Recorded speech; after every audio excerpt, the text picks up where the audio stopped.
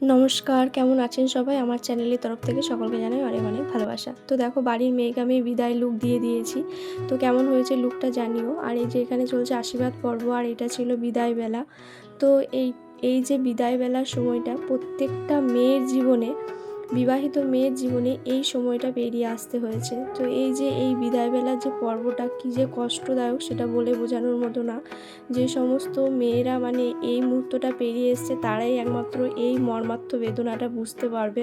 তো যাই হোক বন্ধুরা, তো তারপর এদিকে দেখো আমাদের বাড়ির মেয়ে সমস্ত মন্দিরে প্রণাম জানিয়ে নিল। তো তাদের একসাথে চলার পথ শুরু, তাই সকলে ওদেরকে আশীর্বাদ করবেন, ওদের বিবাহিত জীবন যেন সুখের হয়। তো এই যে এটা হচ্ছে আমাদের গ্রামে একটা অন্নপূর্ণা মন্দির, তো সেখানেও তারা প্রণাম জানিয়ে নিল। তো আমরা সবাই মানে কি বলবো, খুবই কষ্ট হচ্ছিল, কিন্তু কিছু করার নেই। প্রত্যেকটা মেয়েকে এইভাবেই বিদায় দিতে হয়েছে এবং দিতে হবেও। প্রত্যেকটা মেয়ের জীবনে এই দিনটা আসবেই আসবে। তো নতুন করে আর বলার কিছু নেই। তো যাই হোক বন্ধুরা, তোমরা ব্লগটা সমস্ত মানে শেষ পর্যন্ত দেখতে থাকো, আশা করি তোমাদের ভালো লাগবে। তো বন্ধুরা, আমাদের গ্রামে যেহেতু আরও একটা বিবাহ মানে ছিল, তো এটা ছেলের বিয়ে ছিল, তাই দেখো ওই দিক থেকেও তারা বউ নিয়ে চলে এসছে সকাল সকাল। তো যাই হোক, এইদিকে আমাদেরও বিয়ে বিদায় পর্ব পালা শেষ। আমাদের মেয়ে চলে গেল তার শ্বশুর বাড়িতে নতুনভাবে জীবনযাপন মানে শুরু করবার জন্য। তো তোমরা সকলে ওকে আশীর্বাদ করো, ও যেন ভালো থাকে, এভাবে হাসি খুশিতে জীবন কাটিয়ে দেয়। তো যাই হোক, সবাই মিলে ফিরে এলাম বাড়ি।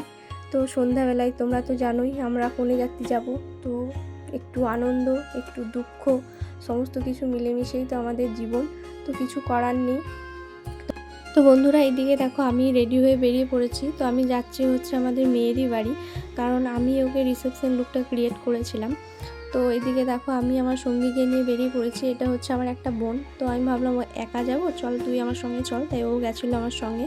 তো এদিকে দেখো বন্ধুরা, মুক্ত আকাশ এবং স্নিগ্ধ বাতাস, খুবই সুন্দর একটা মনোরম পরিবেশ, হালকা বৃষ্টিও হয়েছিল সেই জন্য।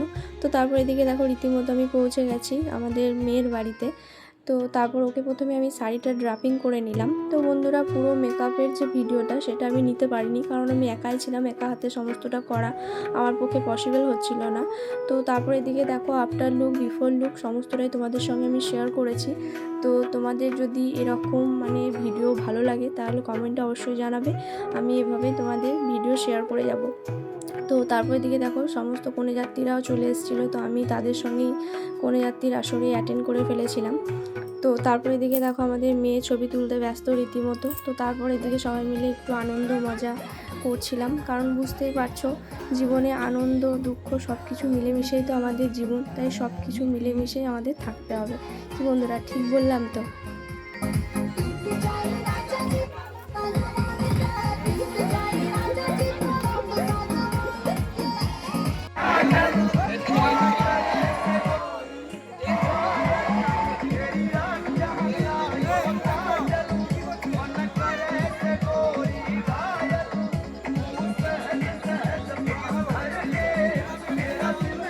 তো বন্ধুরা, তোমরা তো ব্লগটা দেখে বুঝতেই পারছো যে তোমাদের দিদি ভালো নাচতে পারে না, তবুও ওদের সঙ্গে একটু তাল মেলাচ্ছিলাম।